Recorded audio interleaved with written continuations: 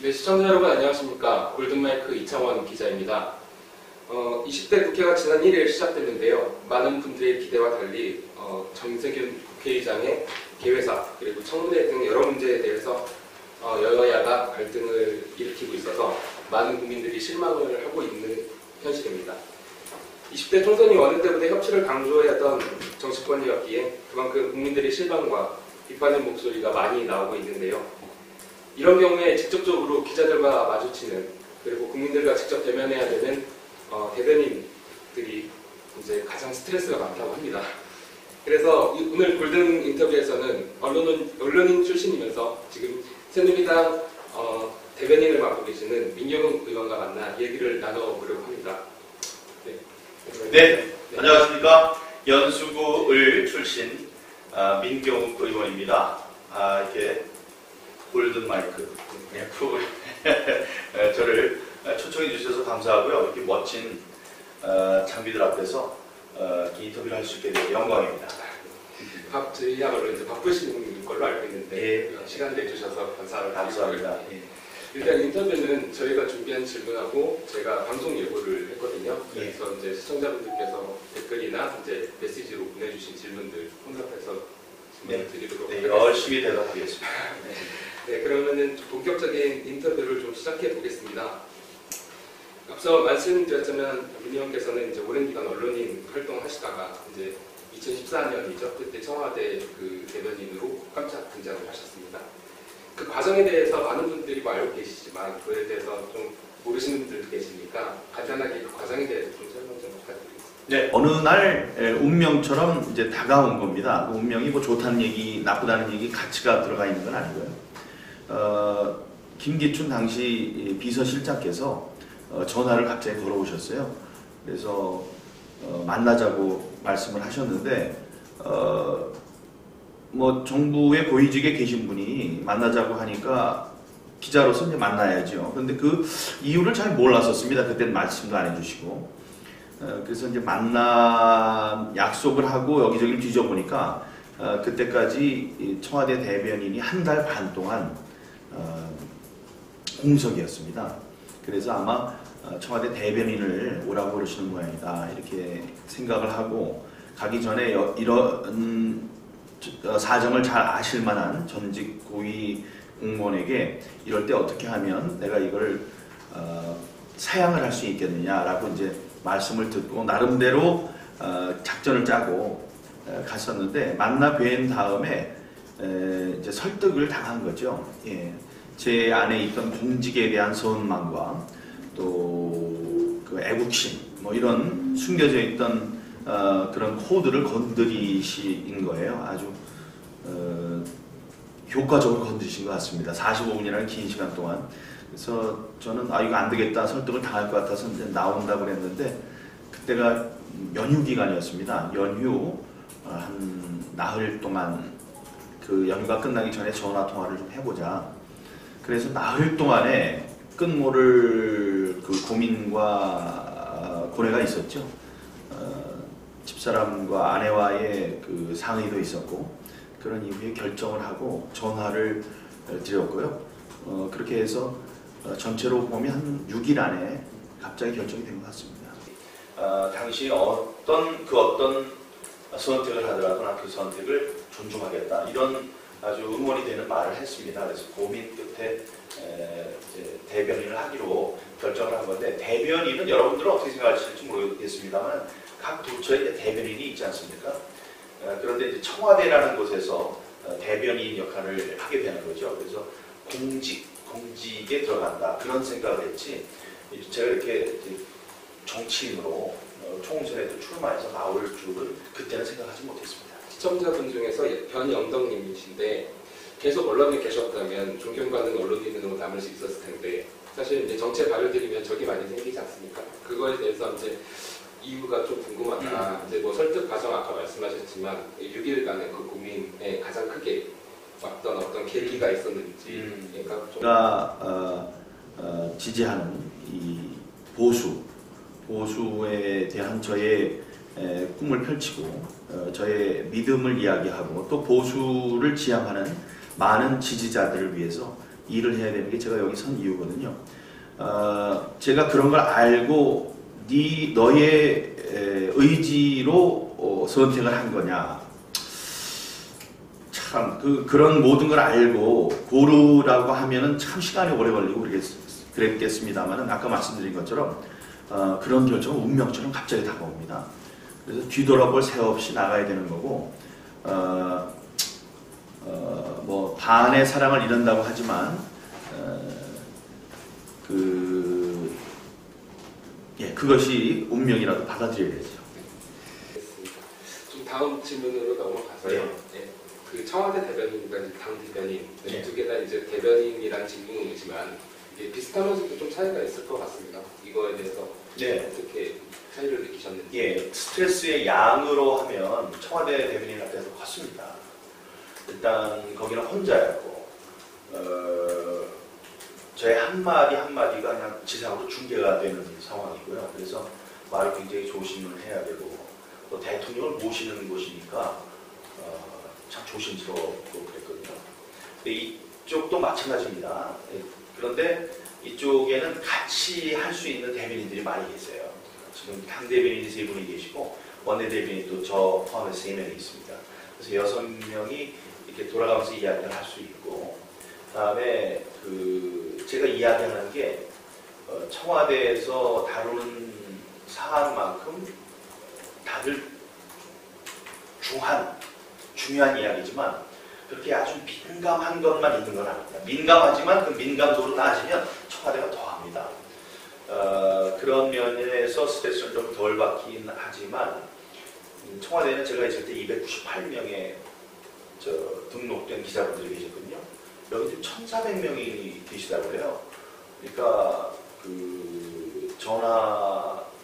전화는 비슷한 것 같아요. 저쪽에서는 이제 저한테만 집중이 되니까. 다루는 분들이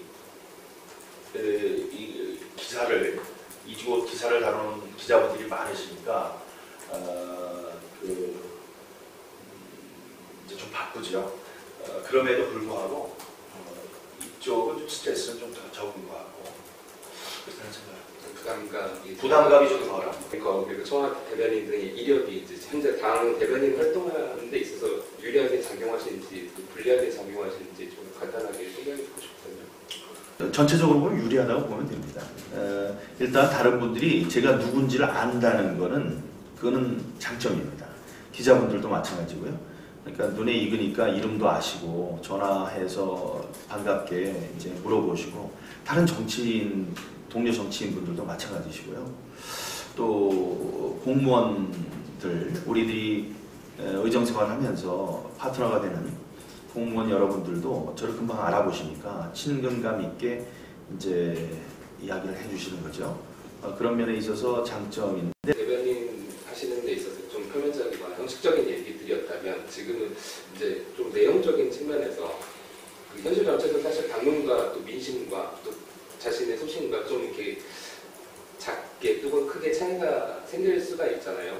그때 이제 대변인으로서는 어떻게 처신을 하거나 할 때 자신의 원칙이 있는지 그거에 대해서 좀 해주시겠습니까? 일단 대변인이란 직을 맡은 이상 제가 대변인의 자격으로 얘기하는 것은 제 얘기는 없습니다.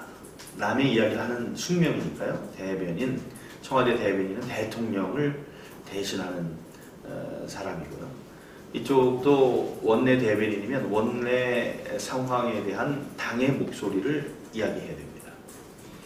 그건 원칙이죠. 그건 철칙이고 거스를 수 없는 제 직업 윤리고요. 그래서 이제 당론에 대해서 이제 항상 신경을 쓰면서 당론을 알아두고 있어야죠. 그런데 경우에 따라서는 익명을 전제로 이 돌아가는 이야기를 좀 해주십시오라고 기자분들이 얘기를 하시면 또 그걸 도와드려야 되기 때문에 또 생각하는 바를 이야기할 수 있죠. 익명을 전제로 그렇게 얘기할 수 있고 다음에 지역구에 가서는 지금까지 이렇게 이야기하고 제가 봐온 것을 가급적 객관적으로 상황을 설명을 지역 국민들한테 해드릴 수 있습니다. 하지만 제가 대변인으로 있는 한은 우리 당의 입장을 대변하는 역할에 충실한다. 이게 저의 철칙입니다. 지난 6일이죠. 어제죠. 어제 이제 창조 경제 지속 발전을 위한 정책 토론회를 개최하셨습니다. 여기서 창조 경제 생태계 조성, 일자리 창출 가속화, 미래 성장 동력 창출 등에 대한 의견이 오갔는데 어떤 의견이 가장 인상적으로 다가오셨는지. 새로운 먹거리, 신성장 동력을 만들자는 거죠. 지금 경제가 계속 이제 침체기에 있으니까 이것을 다시 끌어올릴 어떤 동인을 만들자, 그런 생각으로 각 지역에 특화된 산업을 만들고 그 특화된 산업을 에서 새로 일어나는 벤처기업가들을 양성을 하자. 그래서 우리도 뭐 스티브 잡스, 뭐 저커버그 이런 분들, 그런 분들을 좀 이제 만들어 보자 이런 거거든요. 근데 바로 일어설 힘이 없으니까 대기업이 하나씩 책임을 지고 거기에 대한 그 인큐베이터 역할을 좀 이제 해보자 이겁니다. 그래서 지금 많은 실적들이 나타나고 있어요. 근데 사실 그 창조경제센터가 좋은 취지로 만들어졌지만 지난 19대, 그러니까 작년 국감이었죠. 작년 국감에서 이제 창조경제혁신센터의 그 결과를 두고 이제 좀 말이 많았습니다. 사실 그때 지역 특산물 그리고 홈쇼핑에서 판매하는 물건까지 그 결과물로 나온 부분들이 있어서 그거에 대해서 또 지적도 있었거든요. 지금 이거 토론회 개최하시고 하면서 아마 많은 자료들을 검토하셨을 것 같은데 네. 얼마나 변화가 있는지. 변화를 이제 말씀드리려면 하나하나의 예를 가지고 말씀드려야 되는 건데, 지금 이제 농산물과 홈쇼핑은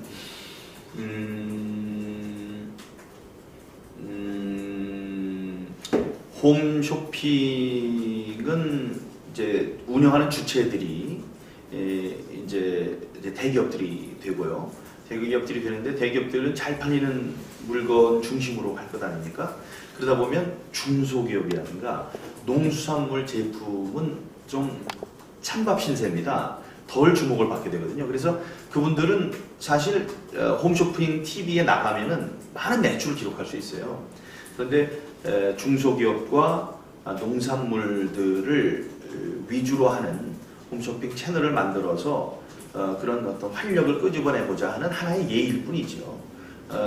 그것을 그런데 일방적으로 그 잘못된 정책이라고 매도할 수 있는지 잘 모르겠습니다.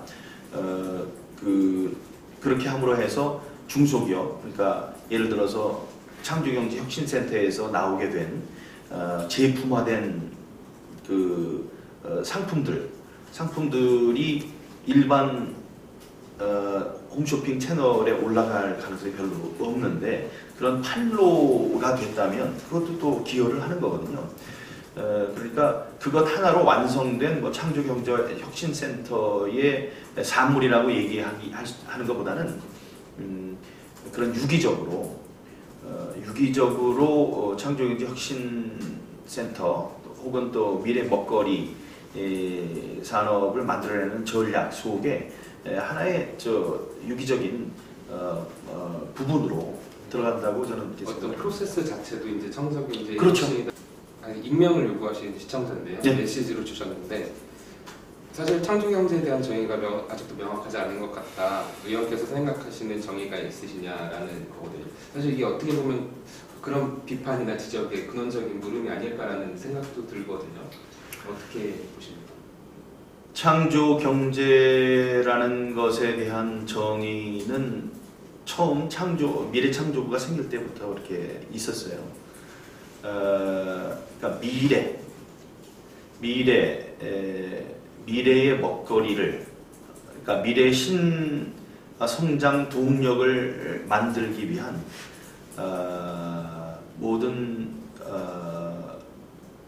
창조적인 경제 활동, 뭐 이쯤으로 저는 정의를 하겠습니다. 근데 이 창조라는 게 벌써 추상적인, 뭐 이렇게 잡을 수가 없는 그런 단어이기 때문에 이제 들어오기가 참 우리들이 인식하기 참 어렵다고 생각을 하는데 경제와 미래와 과학 또 비전 이런 것을 하나의 그 개념으로 응집시키려고 하다 보니까 아마 그 창조라는 이야기가 쓰인 것 같습니다. 창조 경제를 이해할 수 있는 가장 좋은 방법은 지금 이제 창조경제혁신센터에서 나오는 그 산물들이 어떤 것인지, 다음에 우리 지금 이제 제4차 산업이라고 얘기하지 않습니까? 4차 산업이 지향하는 바가 무엇인지 이런 것을 통해서 우리가 좀 더 이렇게 만져볼 수 있는 구체적인 의미로 이제 환원을 할 수 있을 것 같습니다. 네, 알겠습니다. 그러면 인터뷰는 이것으로 마치겠습니다. 끝으로 시청자 여러분께 인사 한 말씀 부탁드리겠습니다.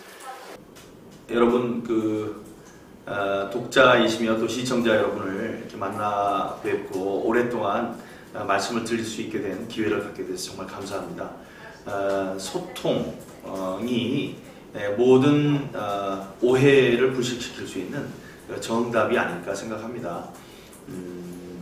궁금한 게 있으면 물으시고 속상한 게 있으면 가서 따지시고 고마운 게 있으면 가서 감사하시고 이런 것을 정치인들도 해야 되고요. 시청자 여러분들 또 유권자 여러분들도 그렇게 해주시면 정치인들이 자극을 받습니다. 진화하는 정치인, 또 여러분들과 소통하는 정치인, 그래서 사랑받는 정치인이 되도록 열심히 노력하겠습니다. 감사합니다. 이 시간 인터뷰 응해주셔서 감사드리고요. 그 다음에 계속해서 이제 국민을 위한 진심 소통의 정치, 의정 활동 부탁드리겠습니다. 열심히 하겠습니다. 네, 시청자 여러분, 지금까지 시청해주셔서 감사드립니다. 저희는 정치권과 시민사회 가장 가까운 곳에서 가장 정확한 소통 창구가 되도록 항상 최선을 다하겠습니다. 앞으로 많은 관심과 참여 부탁드리겠습니다. 시청해주셔서 감사합니다.